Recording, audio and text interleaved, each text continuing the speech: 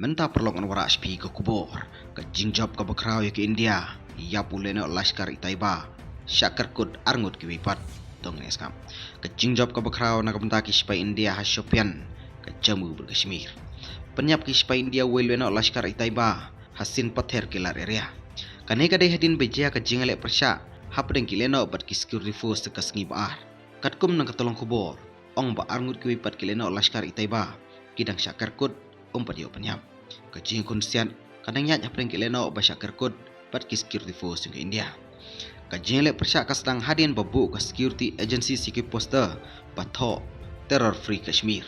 Ka poster ka pen iya laingut kileno o Adil Husin Thokar o Ali Bhai padu Hashim Musa ki berangkti ya kajing tumbor ya ke Pahalgam haka arpa artari kapre. Bu ki security force ki poster Hashibun ki jaka saudong ke Kashmir kan thop hasyopian. Lapan mana ba ai ke basket ke ba arkolak ya kino-gino ki ba ai ke information ke petikina. Pen betai ki supaya ke jakasa jong wei na kileno haka arpsantrik April penon kam do bom ID. Ka operation leno ke bahe hadin ke Pahalgam attack kadangnya jah jamu berkashmir. Ka plan hier tama buri jong ke Pakistan kawan ra ya ke jing khun ke bercerkai hapdeng ke India buat Pakistan. Laya manjur ya ke jing sengi Asiat hapdeng ke India Pakistan hadin ki sengi jong ke jing khun sipai lajar kata penkeng ke Pakistan ya ke jing sengi Asiat Shibun Sin dah ke target ya kinong pa India.